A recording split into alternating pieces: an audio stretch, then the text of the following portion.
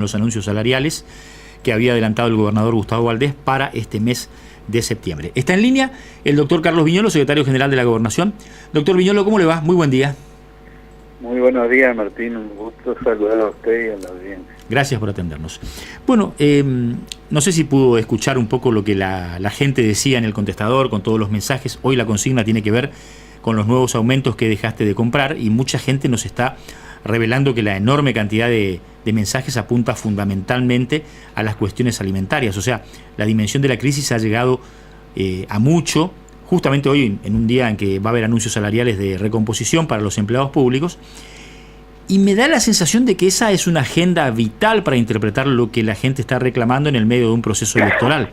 ¿Cómo lo ve el tema, doctor? Y si fundamentalmente después de las PASO, con todo lo que ha ocurrido, se está tratando de decodificar con mucha claridad lo que la gente viene reclamando.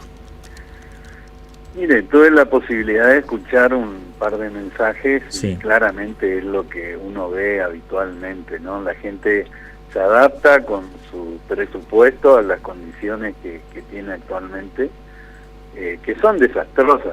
La verdad que la economía, las noticias que están dando permanentemente son negativas.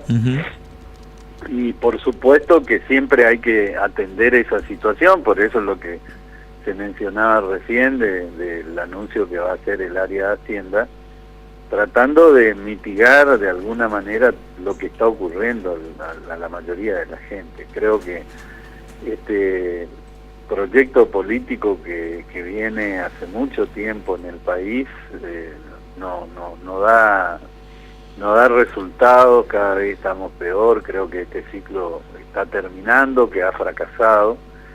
Espero que la gente en estas elecciones, como aparentemente ha ocurrido en las PASO, siga consolidando esta vocación de cambio, ¿no? Porque si uno hace una lectura, la verdad que más del 72% de la gente se inclinó por un cambio en el país. Un cambio que tiene diferencias, que son distintos, que tiene cada uno su particularidad, pero hay una señal muy fuerte en el sentido de que salió del acompañamiento que venía teniendo el kirchnerismo, que en otra época fue mayoritario y que ahora no logró siquiera el 30% de los votos, que es un dato fuerte de la realidad política en el país, aún en lugares donde siempre ha tenido un rendimiento electoral como en todo el norte del país, salvo excepciones. La verdad que el kirchnerismo siempre se mantuvo en niveles altos y en esta oportunidad fue totalmente desplazado y quedó relegado a un tercer lugar. Y creo que lo mejor que le puede pasar a este país es que se consolide un cambio, ¿no? Realmente nosotros representamos un cambio que tiene diferencias respecto al espacio de la Libertad Avanza, pero lógicamente hay que reconocer que hay una representación que la gente dio a un espacio que antes no había, y fundamentalmente eso ha ocurrido por lo que escuchamos habitualmente en la gente, ¿no? El enojo, el hartazgo que tiene por la falta de resultados en algunos aspectos de su vida que son claves, la economía, la seguridad. Sí. Son temas que realmente impactan en la gente de un modo determinante. Doctor, ayer escuché a María Eugenia Vidal en un reportaje, a la ex gobernadora de la provincia de Buenos Aires, decir algo que prácticamente me empuja en la dirección de la pregunta que le voy a hacer. La mayoría de los consultores, y en eso coincidía María Eugenia Vidal, estaban estableciendo que había 3/4 de la población que querían un cambio y 1/4 que quería continuidad, pero que fundamentalmente la elección tenía cosas en forma de demanda muy intensas y que, y eso ella también de alguna manera dijo, hay que hacer alguna autocrítica en nuestra fuerza hacia adentro, malinterpretamos cuando pensamos que en lugar de una elección por demanda era una elección por oferta y Horacio Rodríguez Larreta, bueno, construyó una oferta. Después de lo que pasó, ¿está tiempo desde su óptica Juntos por el Cambio para volver con fuerza a establecer con claridad ante ese sector mayoritario de la opinión pública que lo que se busca es un cambio muy fuerte de los últimos años? Sí, claramente está en condiciones, esencialmente porque desde el inicio de la competencia interna quedó claro que de acuerdo a lo que la gente defina, va a haber un liderazgo que es el que va a ir marcando el camino y el resto debe acompañar con fuerza.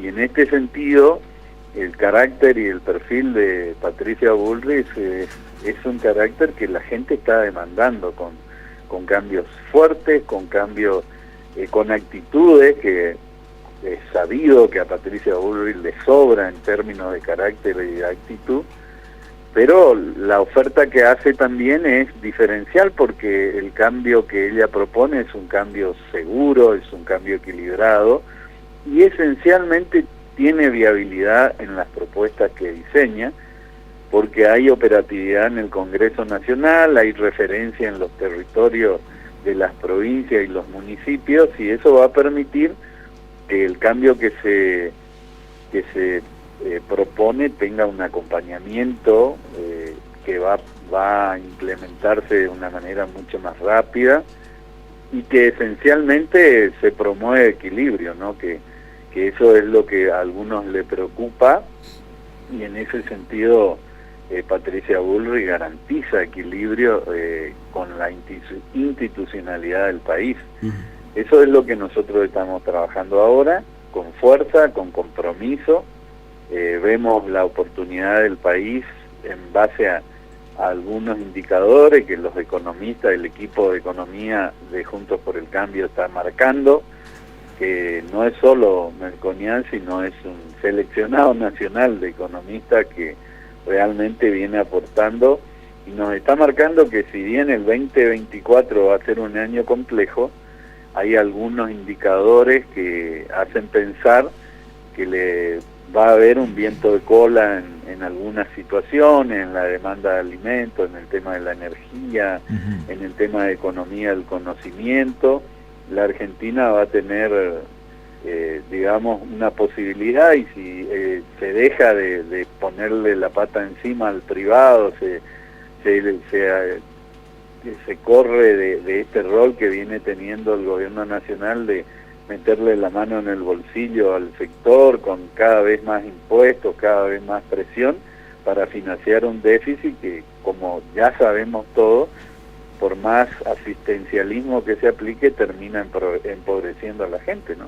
Ministro, buen día, le saluda Diego Romero. ¿Y cómo se hace esto? Digo, porque hoy la sociedad tiene digamos, la bronca y el enojo, y por eso la expresión en las urnas, y cómo desde Juntos por el Cambio se puede transformar, digamos, esa bronca y ese enojo en un voto de racionalidad, de acuerdo al mensaje que se emite desde el sector de Patricia Bullrich. ¿Cómo se hace ese cambio? Porque esa bronca y ese enojo persisten precisamente por la inflación, persiste precisamente por las promesas que están más teñidas de demagogia que de necesidad. De esto de decir, bueno, vamos a bajar ganancias cuando seamos gobierno, dice Massa, pero sí, quizás también antes. Digo, ¿cómo se hace para que la sociedad pueda entender ese mensaje de racionalidad? Coincidimos con usted respecto a que se gobierna a través de también el Congreso de la Nación. Allí se van a debatir las leyes más importantes, y hoy, digamos, Juntos por el Cambio es el que puede llegar a tener la tranquilidad a la hora de llevar adelante un proyecto racional desde el Congreso. Digo,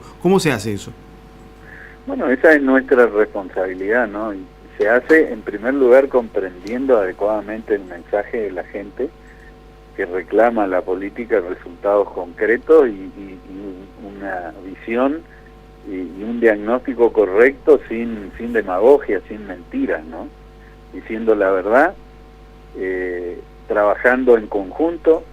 La cuestión tiene que necesariamente pasar por comprender ese mensaje y hacernos cargo del mensaje. Juntos por el Cambio ha estado en el gobierno, ha hecho una experiencia y ha hecho una autocrítica de aquellas cosas que hicimos mal en su momento, entre otras porque éramos un gobierno débil que no tenía la representación parlamentaria ni territorial para poder avanzar. Cuando eso ocurre, uno queda preso de sectores que negocian paso a paso el acompañamiento o no de las medidas que se proponen. Entonces, en esta oportunidad hemos crecido en esas representaciones y nos permite decir que que vamos a tener fortalezas que antes no teníamos, que nos van a permitir hacer cosas que antes no pudimos hacer, pero está claro que la idea es potenciar el trabajo del sector privado, que el Estado sea presente, pero que no sea un palo en la rueda en el desarrollo de los emprendimientos, de las empresas. Necesitamos que la gente tenga un trabajo, pero que ese trabajo no le ponga en peligro la empresa que lo contrata, porque realmente hay leyes que hay que modificar. Entiendo que las medidas que hay que tomar deben ser integrales, no solamente económicas, sino también laborales, sino también desde el punto de vista del contemplando un país federal para el desarrollo de las economías regionales. Bueno, esas propuestas que hoy se están distribuyendo, que generó el equipo de Patricia Bullrich, que están marcando un cambio en serio, digamos, un cambio seguro, dándole la garantía a la gente que en seguridad no hay nadie que ha hecho lo que hizo Patricia Bullrich, que tiene experiencia y sabe cómo manejarse y le sobra la actitud para hacerlo. Doctor, ¿a qué los desafía Milei? Le pregunto esto porque veía, por ejemplo, el mapa electoral de los barrios de la capital, donde en muchos barrios ganó Milei y en el centro ganó Bullrich fundamentalmente con bastante claridad. Le pregunto esto porque por ahí muchas veces hacemos un análisis nosotros también de lo nacional, pero nos olvidamos de lo que podría ser una discusión provincial respecto de los candidatos. Por ejemplo, Milei plantea la salida de la coparticipación, y eso virtualmente significaría una muerte para la economía de muchos hogares correntinos, y da la sensación de que mucha gente inclusive vota eso sin saber que en las propuestas podría haber un perjuicio muy grande. O sea, da la sensación de que la agenda de esa gente para votar no contempla cosas que inclusive irían en contra de sus propias necesidades e intereses. ¿A qué los desafía Milei? Bueno, a trabajar advirtiendo que el enojo no tiene que nublar la vista y el entendimiento de la sociedad. En estos sectores populares la verdad que se ha dado un corrimiento muy fuerte entre el voto que era del kirchnerismo y que ahora pasó a la Libertad Avanza. Entiendo que nosotros hemos obtenido un resultado que antes no habíamos logrado. Nosotros es la primera vez que ganamos unas PASO. Sí. Eso hay que entenderlo adecuadamente, y también la gente tiene que saber que Juntos por el Cambio aquí en Corrientes creció respecto de las PASO 2019 y 2015. Entonces, ese es un capital político que nos tiene que servir para explicarle a la gente que la rabia la entendemos perfectamente y sabemos que hay razones suficientes para ello, pero que tenemos que esclarecer y tratar de discutir propuestas que son aplicables, que se pueden llevar adelante y que no perjudican a la gente, ¿no? Que es el centro de las propuestas que ha diseñado Patricia. Entiendo que eso es importante. Por supuesto que muchas veces cuando hay situaciones como la que estamos pasando, lógicamente cuando hay un referente que digamos convoca a expresar esa rabia, consigue representación, pero con rabia no se gobierna, con violencia no se gobierna, con discriminación no se gobierna.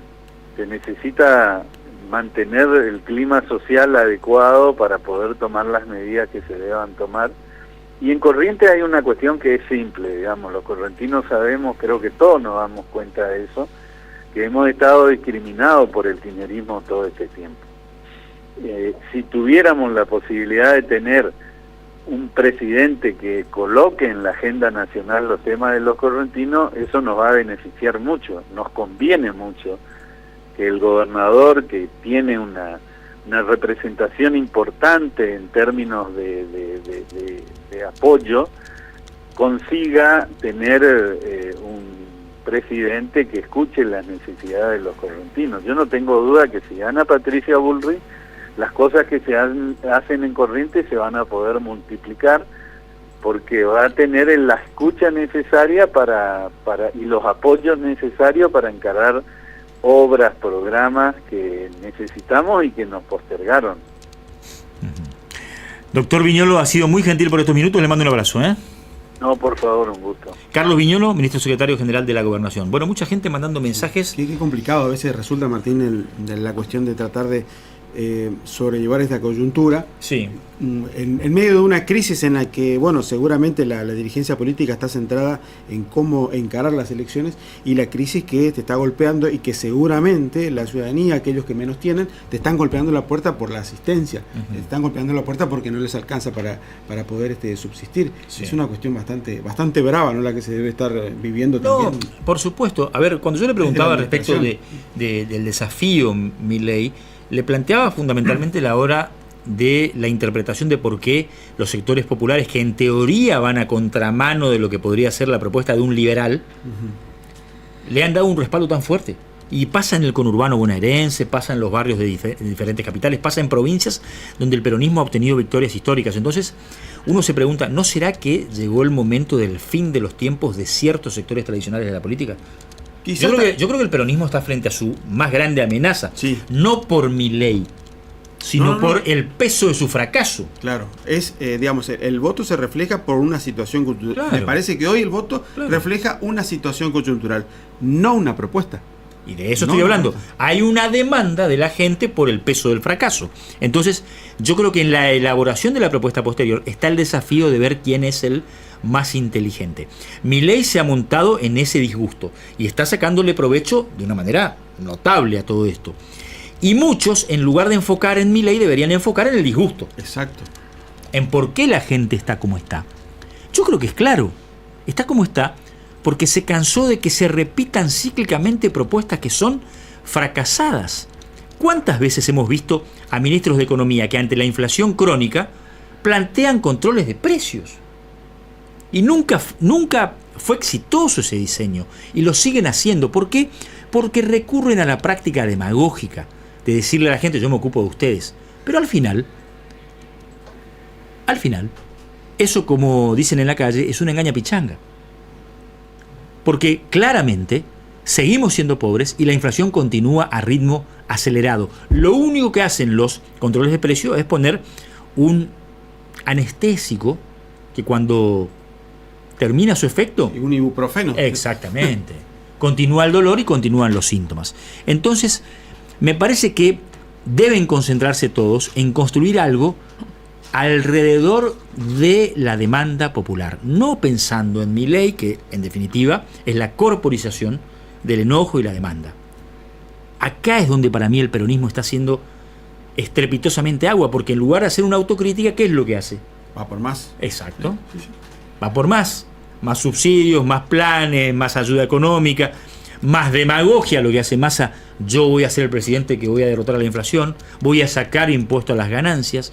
Entonces el tema es verdaderamente muy pero muy complicado de sostener.